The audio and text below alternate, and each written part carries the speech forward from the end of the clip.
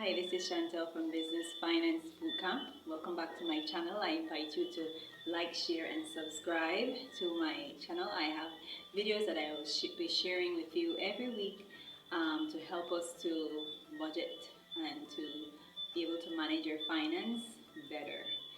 Today I want to talk to you a little bit about back to school. Has this been your headache lately? Have you been bursting your budget with all the back to school shopping? Well, I want to share with you 5 tips that can help you to save while you are doing your back to school shopping. Alright, you might be saying, how would I be able to do that? Listen to these tips as you learn. Tip number 1, save and plan early. Set your budget. Now, what do I mean by this? At the beginning of the year, what I would do, I would put in my, on a budgeting slot on my list, on my budget, a slot for back to school. So I begin to save for back to school from the beginning of the year. I don't wait until the school year starts to think about saving, and so I would put in that envelope monthly. I first of all figure out what is my ballpoint, the amount that I spent the year before, and that way I have a general idea of how much I will be spending for the upcoming school year. So what you will do, you will divide that amount by the amount of months that you have leading up until the new school year starts, and that way by the time the new school year starts, you already have the amount of funds that you need in your envelope. So that's one way that you can do it, instead of waiting for the new school year to start and then pulling out this big bulk of money from where I don't know, or borrowing it. A lot of people take out loans for back to school. That's one thing I would not advise, because it just puts you into more debt.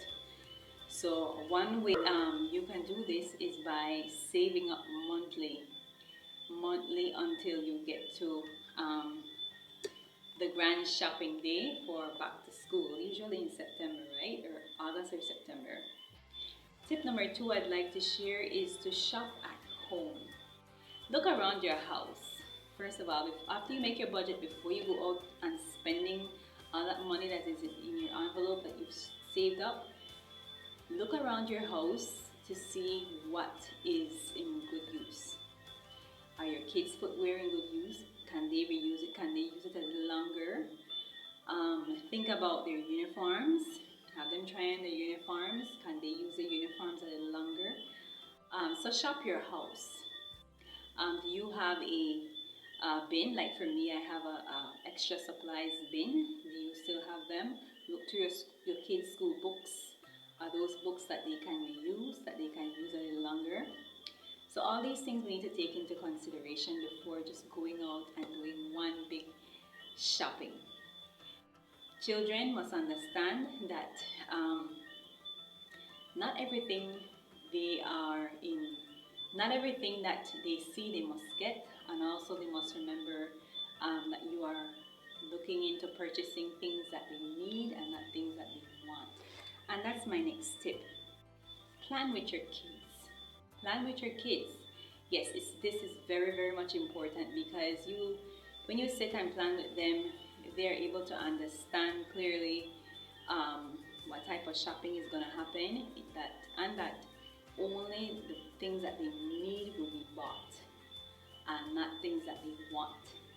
Alright, I know school supplies, uniforms, books can run very expensive, and so if you want to save, if you don't want to break your budget, you need to take these things into consideration, and it's very important that you explain to your children exactly what's happening in your household in terms of budgeting and finance, so that they are on par with you. You don't want to wait until you get into that store to be explaining all of this, because that's when they see all the fancy stuff and all the character school bags that they want and that their friends have, and they throw a tantrum and it's a mega mess. So don't wait until you get into the shopping store to be explaining to your kids.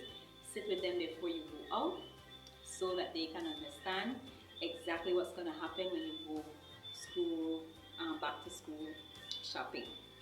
Alright, the next tip here is look for deals. Do you look for deals when you go out, or do you stop at one store and just purchase everything?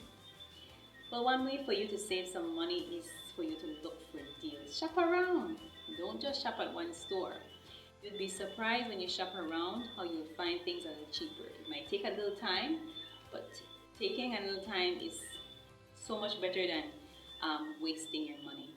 Alright, I've seen this for myself. I recently went back to school shopping for my boys. I have 2 boys, and instead of purchasing everything at one store, I was able to get a few things cheaper at another store, so I saved some money there. And their final tip for this video is buy in bulk. Now you might be saying, how am I saving if I buy in bulk? You know, when you buy in bulk, things are cheaper. Instead of purchasing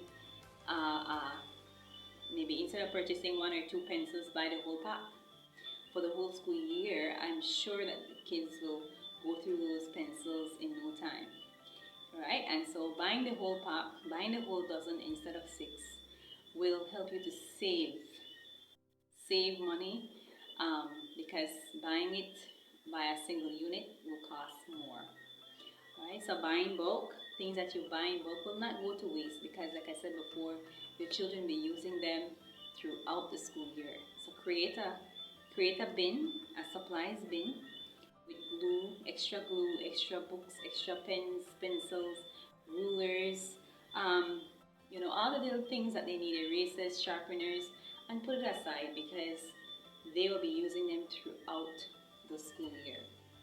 So there you have it, 5 tips for back to school. I know this is a hectic time. This is the time everybody is spending money.